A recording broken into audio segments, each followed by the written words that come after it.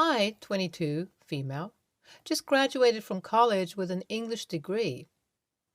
I have been thinking of moving out for a long time but couldn't because of my financial condition. My grandpa, 80, has been bedridden for the last 3 years and had a caretaker and lived in a giant mansion in the suburbs. I was particularly close to my grandpa and always felt bad for him. He has two daughters, my mom and her elder sister, and a son, but none of them visit him since the time Granny died. My grandpa has helped his children during their rough patches, so I never understood the indifference that his children showed him. Out of his grandchildren, I was the only one who visited him at least once every week. Even my sister thought that he was a senile old man.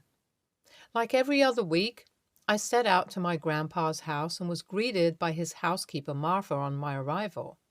We talked like we usually do, but I think he could spot the worry on my face and asked me what was bothering me. I told him about my financial troubles. He offered me money, but I refused. I didn't like the idea of taking a loan from him. "I want to earn it, Poppy," I said.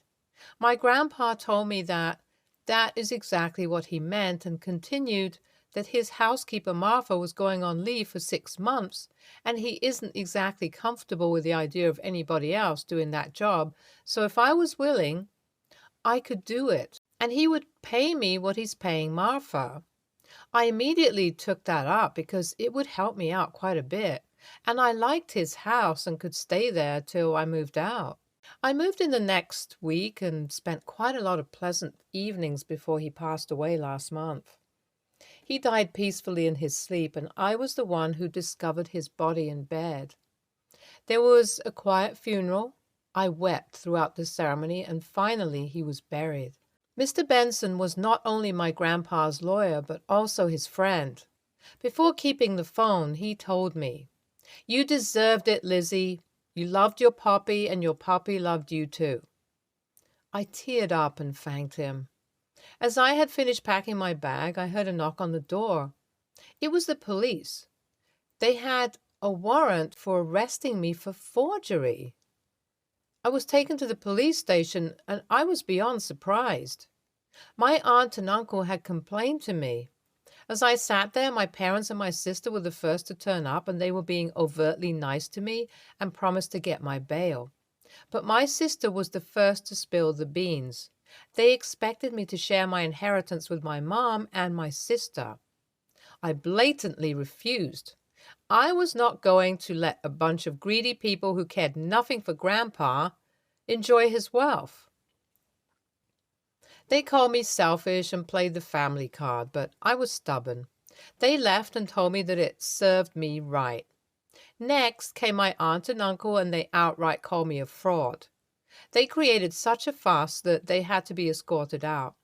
Soon after, Mr. Benson turned up looking red in the face and paid for my bail. He asked me to get in his car and told me we were going to meet my relatives. We went to my grandpa's house and found everybody waiting inside. My uncle was accusing my mom of being a cunning person who set her daughter up for this, and my mom was saying that if that was so, I would be sharing my wealth with them. It was chaotic. Mr. Benson demanded silence and read out the will and very coldly told them that if anybody even tried to accuse me of something I didn't do, my grandpa had provisions to strip them off of whatever they had received. And on top of that, they would be paying for their lawyer and whatever, whereas I could easily afford those now. He also said that he will personally testify in court, as he also had a recording of my grandpa specifying why he wants me to have the property. So unless they want to lose the trial and make a fool of themselves, they better get off my back. There was silence as he finished.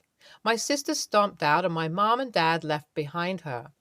My uncle kept on saying that it couldn't be right, and my aunt started crying. I asked them to leave, and my aunt hissed, "You can't tell me what to do, you little smooth talker." I said that technically I could because they were under my roof. The look on her face was priceless. They all left, And Mr. Benson was the last to leave and told me he would meet me later for whatever legal formalities were left. I am staying alone in my grandpa's huge house now, and I miss him terribly, but I can't thank him enough. He was the only person who always looked out for me. Well, I guess a new life awaits me now. Update 1. I finally paid my tuition fees. I'm currently working from home because I don't like sitting idle, but I have applied to universities in the UK and also applied for a passport. I have enough resources to move out of the country, but before leaving, I plan on selling the house. The expenses of maintaining such a huge house over a long period would be troublesome, and also the money that I would get from selling it will help my expenses when I live in a new country. I have contacted Mr. Benson and asked him to get me a broker and make sure that even when I leave the country, my relatives can't take advantage of and use my resources. One of my cousins had called me up and was asking if they could stay in the house when I leave the country. I said a flat no, because he is not exactly a reliable or responsible person, and I wouldn't like to come back and find everything stolen or sold. Filing a lawsuit is not exactly a helpful procedure either, as there's no guarantee that you will win the case or not. So I'm not going to take any risks. Update 2. My parents have not contacted me since that day, and 2 weeks passed before I got a call from them telling me that they have decided to give their assets completely to my sister. I think I took them by surprise when I enthusiastically agreed to them. I said that I think that would only be fair because I already have my grandfather's inheritance. I don't need more, and it's totally fine by me. I heard my mom stutter on the call before she abruptly cut the call. Update 3. Guys, I leave tomorrow for the UK. Life's been really exciting lately. I called my parents one last time and told them about my decision of moving out of the country. I also informed them that Poppy's house is sold. They congratulated me curtly, but that was already more than I expected. My sister was surprisingly warm to me. She even told me to text her and stay in touch. I think she finally understands why I did what I did. And also, since I'm not taking any part of Mom and Dad's inheritance, she has made her peace with me. Before cutting the call, she told me that she would miss me. This made me kind of happy. Wish me luck, Redditors. NTA, you deserved it, like Mr. Benson said. You were the only one who brought joy into the life of your grandpa, who was on his deathbed. Your relatives can't just swoop in and demand a part of the inheritance when they've done nothing except be irresponsible, inhumane, and selfish. Your grandfather loved you and looked out for you. He was more of a father figure to you than your dad, who should have been the one helping you out to pursue your further studies. Your grandfather did what he deemed fit. You didn't manipulate your grandfather. You genuinely loved him and got rewarded for your kindness. Get that bag, girl. Rock it in the UK. NTA, I mean, this isn't even up for debate. You needed that money and your grandfather recognized that. You seem like a responsible adult who knows how to take care of your finances very well. You have shown more maturity than your entire family combined. Very glad to know that you made up with your sister. It's always good to have one understanding family member. I understand she's younger than you and probably in her rebellious teenage phase, but it's good to see her mature and come around. I guess you both will have a good bond in the future as well. You acted just like you should have. May you be successful in your career. All the best for the future, little one. YTA. I don't know how people in the comments don't see the problem. She is painting herself in an overtly good manner. Your parents raised you, and whatever values you have were instilled in you by your parents.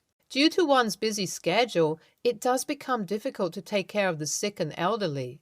You should have at least shared your inheritance with your mom.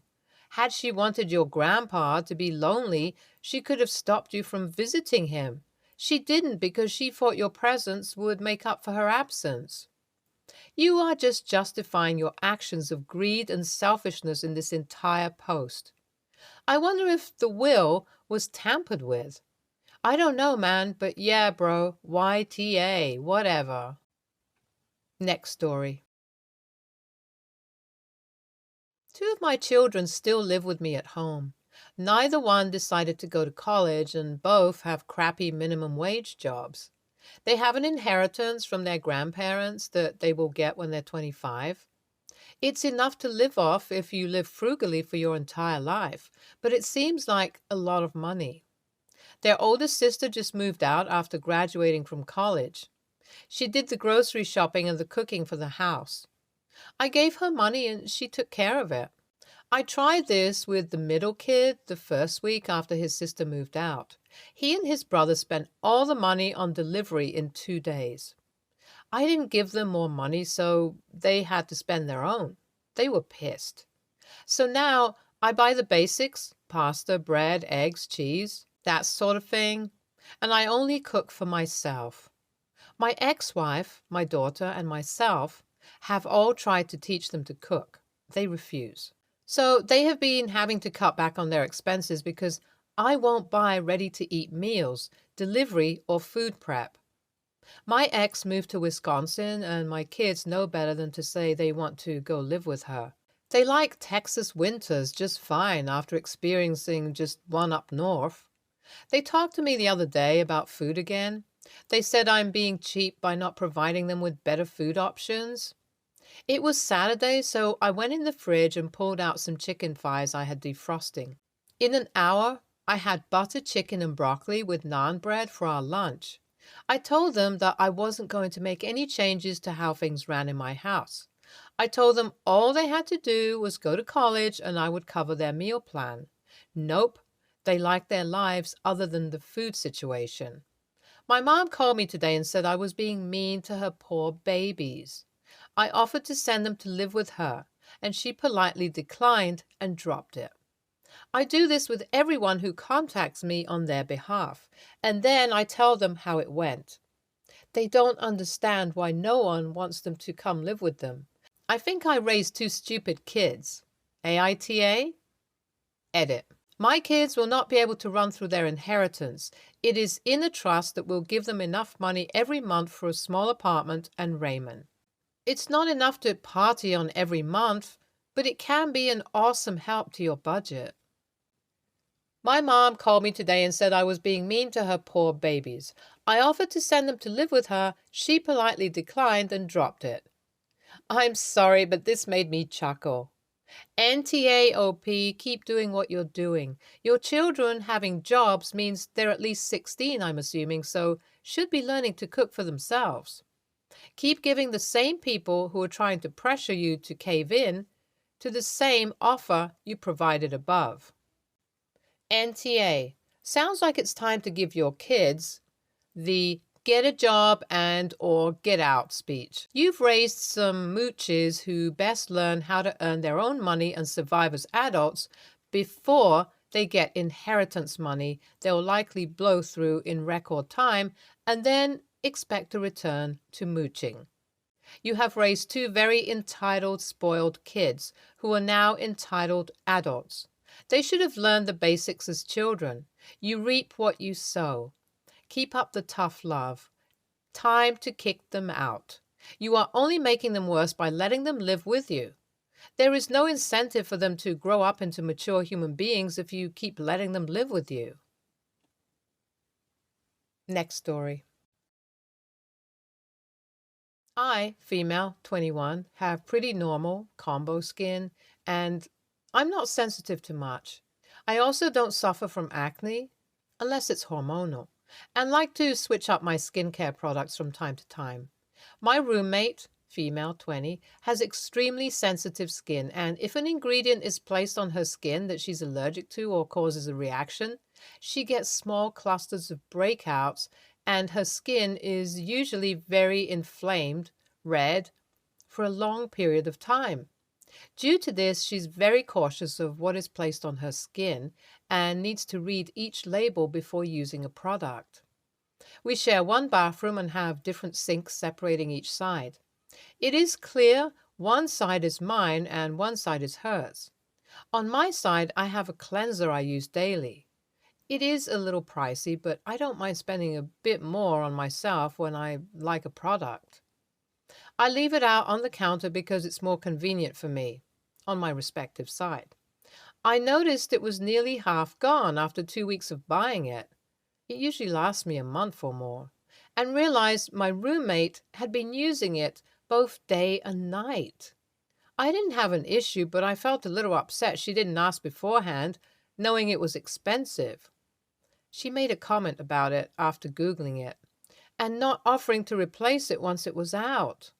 I brought this up and she brushed it off and said she was sorry she didn't think it was a big deal, that I was being dramatic and that it works for her skin, and has never found something so nice, and continued to use it. I offered to send her the link to get her own, and she said, okay, thanks, and never did.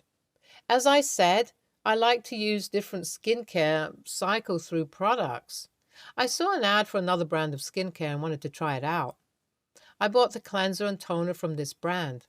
I replaced my old cleanser with this one, and they had very different packaging. This was in a plastic container, my other one was glass and green, and different ingredients. I don't usually check the ingredients. All I know is my skin doesn't like vitamin C, which has none of it. I didn't think much of changing my products like I always do until my roommate woke up the next morning with a severe inflamed rash across her face. Her skin has its stages of acne, and she was even on medication for it, but it was in remission up until this point. She ran to the bathroom and found out I had changed my cleanser, and that was what caused this reaction. She went crazy on me and started yelling at me, telling me her skin was burning and it was all my fault. She said, I knew her skin would react to this and that I'm a petty bitch for sabotaging her. She called me a selfish whore and that she won't be able to do what she had planned this weekend because of this. She thinks I'm in the wrong because I knew she was sensitive to certain things. I don't know exactly what, and did this purposefully. The products are clearly different, and she didn't take the chance to read the label. I feel like it's not my job to tell her I changed my routine. You wouldn't even be TA if you had switched them out intentionally. She was stealing from you. You switched up your routine. It's not your job to notify the thieves of what you're doing. If you had put hot sauce or something in it, you'd be TA. But this is her own damn fault and wasn't malicious on your part at all. NTA, can you move out? This girl has issues. NTA, absolutely NTA. Skincare is a very serious and expensive game. It's baffling to read that a girl with extreme acne issues doesn't understand this. It seems she just lacks common sense and decency. She might have started using your products before she was jealous of your skin. I think her never buying the product on her own after you sent the link somewhat proves this, but I could be wrong. She seems like a lot of work. NTA. It's absolutely hilarious that she could even think she was in the right here. She's a thief. Next story. I'm 28 male, and my wife, Anna, 28 female, were expecting. She was almost 3 months. We were really excited. We bought everything a baby needed and talked a lot about our future with the baby. August 23rd, 2022, my wife woke me up in tears. She tossed her blanket off from her legs to show me a big patch of blood near her crotch, staining the sheets. We had a really hard time accepting the fact, but Anna was much more affected. She would cry in our bed for at least 4 hours every day. She wouldn't eat, and she would say awful things about herself and her useless body. I had tried to console her to the best of my abilities, but I was grief-stricken myself and couldn't say the right words to her. It took 4 months of therapy for us to gradually start feeling better. Anna was smiling more. She was still a little on edge, but she was doing good. January 14th was Anna's birthday, and I wanted to make it really special for her. I invited our friends and family and cooked her favorite foods. I just wanted this day to be happy for her. For context, our families know about the situation and the effect it had on Anna, especially my brother and sister-in-law, as we had stayed in their house for a bit. While everyone was eating the food, my brother and sister-in-law got up and told everyone that sister-in-law was pregnant. After 4 seconds of silence, everyone in the room started congratulating them. I was stunned and turned to my wife, having an emotionless expression until she smiled slowly and congratulated them and hugged them both. For a good 20 minutes, everyone couldn't stop talking about pregnancy, baby names, and new baby toys. They could have easily announced this at their 5-year anniversary party, which was just 2 weeks away. What was the point of announcing it on my wife's birthday? I noticed my wife get up and leave to go to our bedroom. I found her crying. She told me she doesn't want to go out now, that she doesn't want to face them. I understood and quickly headed to the table where everyone was done eating, talking as if they hadn't noticed we'd left.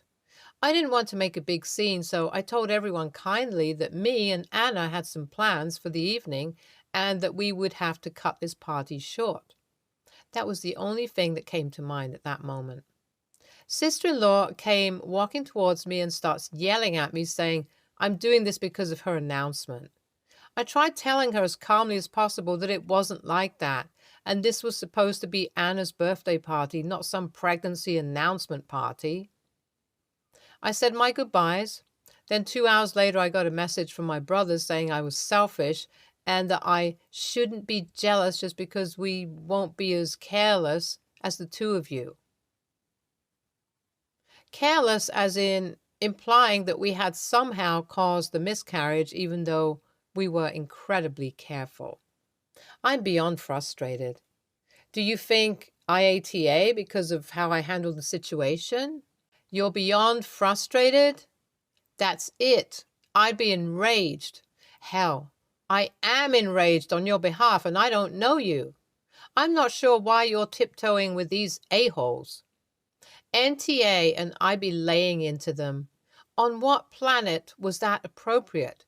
Even if you guys hadn't lost a pregnancy, it's rude to make someone else's party about you. Just like you don't announce an engagement at someone's wedding. And his later remark about being careful? What the actual frick? If one of my brothers pulled a stunt like that, they'd get an earful from me, whether it was my party or not. The way sister-in-law got in your face, screaming, and that comment your brother made at the end makes me think they announced the pregnancy at Anna's party on purpose, wanting to upset her. I have some ideas why they would do that, but none of it matters.